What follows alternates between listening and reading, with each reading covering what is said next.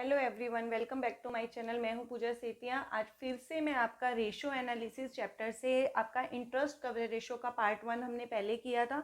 आज पार्ट 2, जिसमें वो पहले एमसीक्यू वाला क्वेश्चन था, आज मैं प्रॉपर आपका जो 2 या 3 मार्क्स में आपका क्वेश्चन आएगा, इंपॉर्टेंट रेशो है।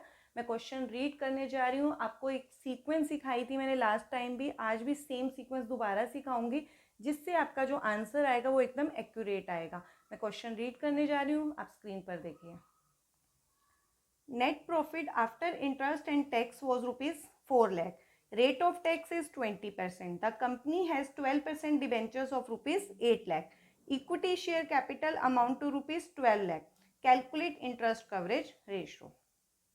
अब देखो, हमें इस क्वेश्चन में भी सेम इंटरेस्ट कवरेज रेशो निकालनी है। आपको ये इन्फॉर्मेशन गिवन थी, जो आपको सबसे पहले जोन सी रेशो कैलकुलेट करने के लिए आती है, आपको उसका फॉर्मूला पता होना चाहिए। सबसे पहले आप उसका फॉर्मूला अप्लाई करोगे। हमारा interest coverage ratio, interest coverage ratio का जो फॉर्मूला होता है, उसमें हमें क्या चाहिए होता है? Net profit before tax and interest, और अपॉन में हमें चाहिए होता है interest on long term debts. हमें ये दोनों चीजें चाहिए, जो कि हमें ना तो ये दिया हुआ है क्वेश्चन के अंदर और ना ही ये दिया हुआ है। नेट प्रॉफिट बिफोर टैक्स चाहिए होता है। हमारे पास कौन सा सीक्वेंस है? नेट प्रॉफिट आफ्टर टैक्स दिया हुआ है। तो आपको जब भी आफ्टर टैक्स दिया होता है तो आप एक सीक्वेंस अप्लाई करोगे, जिससे आपका आंसर जो है वो एकदम एक्यूरेट आएगा। सबसे पहले आप फेयर वर्क में भी कर सकते हो। हमें सबसे पहले क्या करना, लिखना है आपको नेट प्रॉफिट। आपको एज्यूम करना है net profit before tax is equal to, हमेशा आपको 100 मानना है। नेट प्रॉफिट बिफोर टैक्स क्या मानना है आपको? 100 रुपीज का। लेस कर देंगे इसमें से हम टैक्स। जो भी आपकी टैक्स की रेट गिवन होगी, आपको कितनी टैक्स की रेट गिवन है? 20%। इसमें से टैक्स आप इसको क्या कर दो? माइनस कर दो। तो ये क्या आ जाएगा? 80 आ जाएगा। ये क्या आएगा आपके पास? Net profit after tax.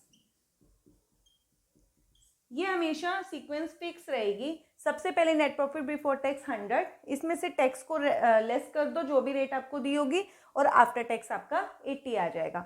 अब इन तीनों में से आपको बिफोर टैक्स तो हमें कैलकुलेट ही करना है।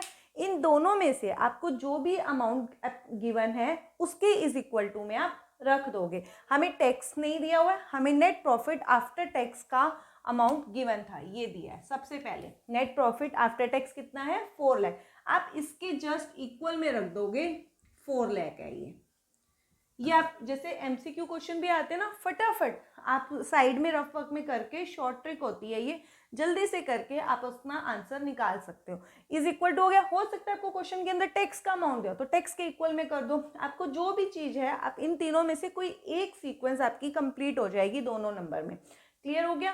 अब आपको इसमें से जो भी निकालना है, आपको क्या निकालना है? जो भी आपको जो चीज निकालनी है, उस नंबर को आप ऊपर रखोगे। हमें क्या निकालना है? नेट प्रॉफिट बिफोर टैक्स निकालना है। तो हमें क्या चाहिए? नेट प्रॉफिट बिफोर टैक्स कैसे निकलेगा?